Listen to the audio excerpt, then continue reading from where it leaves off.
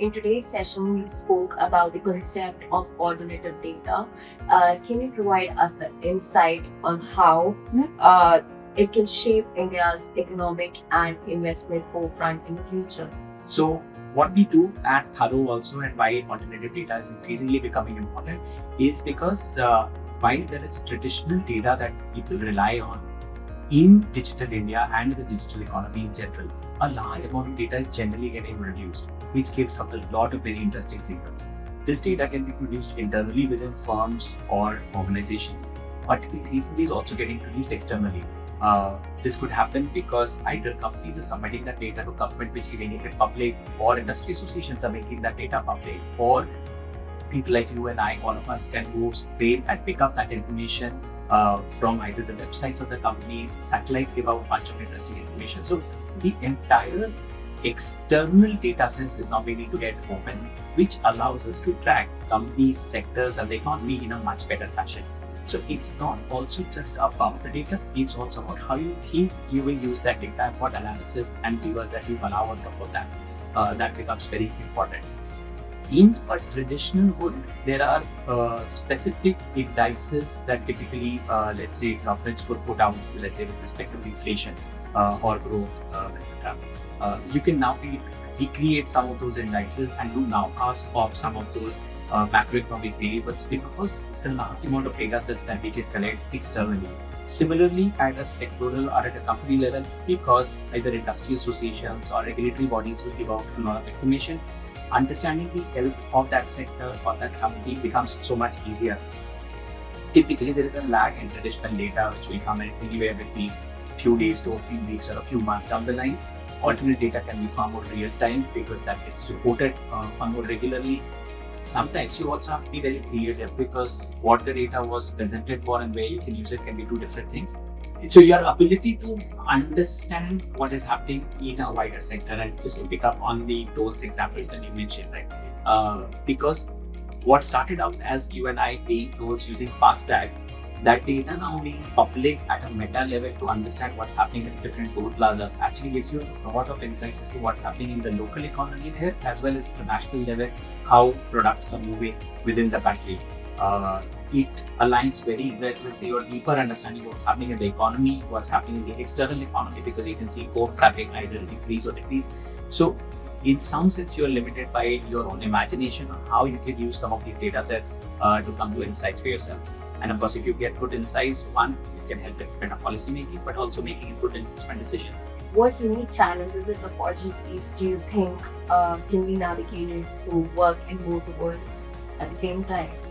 So, in a single word, the biggest difference between working for a corporate and working with the government is that in the case of the corporate, in effect, you have one stakeholder. You will do value maximization for the corporate. If you're working in a public role, the stakeholders are wide, varied, and you have to, in some sense, ensure some amount of equality and harmony between a bunch of stakeholders, and that's a very different skill set of working in private sector versus in the public sector. What it also does is that it increases the time horizons because the ability to create a balance between different stakeholders may not happen at every given point in time. So there will be some pressures of saying, hey, these are stakeholders that I can keep happy now, and then for a period of time, there are different stakeholders that you work with. Is the entire role of public policy. Now that's very different from a corporate where you're very, in some sense, clear that this is the return on equity that I want to do, and hence this is the sort of responsibility that each and every people in the organization have to work towards. So that's one of the biggest changes that you find there. But the sort of scope that you end up getting in the public world is obviously much larger because the campus on which you work, especially depending on where you are working it from, the scope of change that you can do is significantly wider than what can be in corporates. So for younger professionals who are just entering the world shaped with or driven with AI and accelerated intelligence, what kind of mindset or skills do you think that are non-negotiable? So one of the things that we realize, especially being an AI company, is that the human interaction with AI is in some sense the superpower, at least for the near future. In a world where AGI comes in, we will talk about that. We'll see how far that is. But even today, the ability of the human being to have a conversation with AI, for it to give out the right sort of information that you want, the right sort of analysis that you can build out, the right sort of action that you can take, still requires a lot of good human interaction with AI. So that skill is not going anywhere.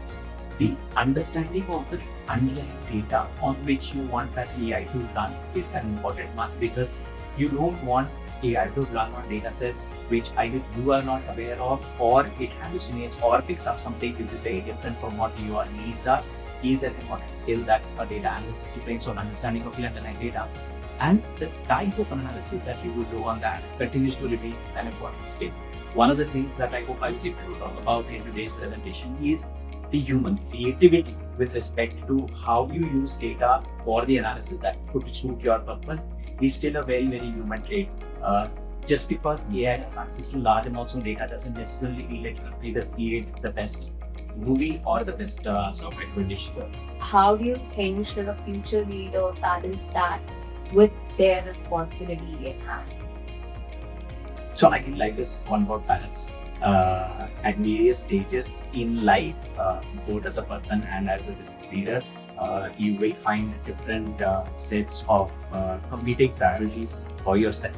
That happens in person, like as I said, and even in business or in the public policy world also, where you have to deal with a much larger number of stakeholders. How you are able to maintain that balance internally for yourself, for your team, and maybe the wider ecosystem is the core mantra that one can try and solve for. Is it easy to reach that balance? Definitely not.